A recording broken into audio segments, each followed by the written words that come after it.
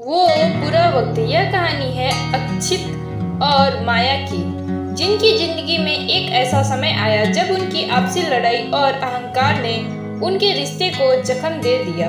लेकिन फिर वह बुरा वक्त आया जिसने उन्हें सिखाया कि रिश्तों का असली मूल्य क्या होता है।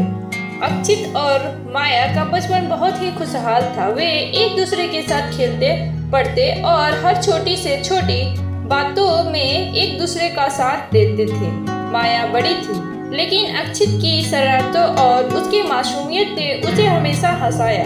एक दिन दोनों ने मिलकर स्कूल के बगीचे में पेड़ के नीचे बैठकर बहुत सारे ख्वाब देखे थे। अक्षित ने तब माया से कहा था, तू कभी नहीं जाएगी मुझसे दूर, है ना? माया हंसते हुए बोली, हाँ, तुमसे दूर कैसे जा सकती हूँ। लेकिन कौन जानता था कि वक्त का एक पल इतना बदल जाएगा। जैसे जैसे दोनों बड़े होते हैं, उनके बीच मामूली सी बातों को लेकर झगड़े भी बढ़ने लगे।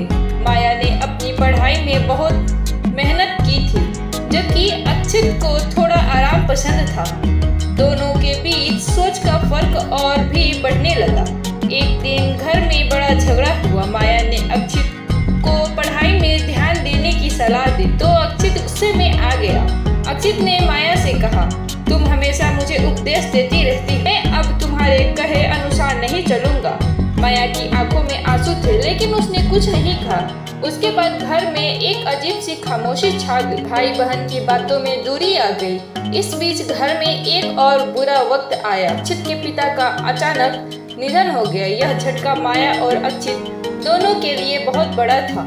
अक्षित ने पिता की जिम्मेदारी संभालने की कोशिश की, लेकिन घर की स्थिति और कठिनाइयों ने उसे और भी तोड़ दिया। माया ने उसे संभालने की कोशिश की, लेकिन अक्षित ने उससे कहा, तुम्हारे पास क्या है? तुम्हें क्या पता मेरी स्थिति क्या है? माया को बहुत दुख हुआ, क्योंकि उसे लगता था कि इस बुरे वक्त में अक्षित को उसका साथ चाहिए था, लेकिन वह अपनी ही उलझनों में फंसा हुआ था। अक्षित और माया के बीच दूरी और बढ़ने लगी। माया ने भी खुद को एक कदम शांत कर लिया था, क्योंकि वह जानती थी कि इस समय अक्षित को उसके साथ की जरूरत थी, लेकिन वह उसे समझाने के बजाय उसकी नाराजगी का शिकार हो रही थी।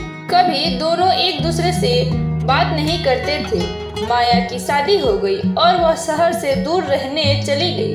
अक्षित घर में अकेला था, लेकिन अब भी उस बुरे वक्त को याद करता था जब उसने माया को छोड़ दिया था। एक दिन माया को अक्षित की तबीयत के बारे में जानकारी मिली। वह बहुत बीमार था।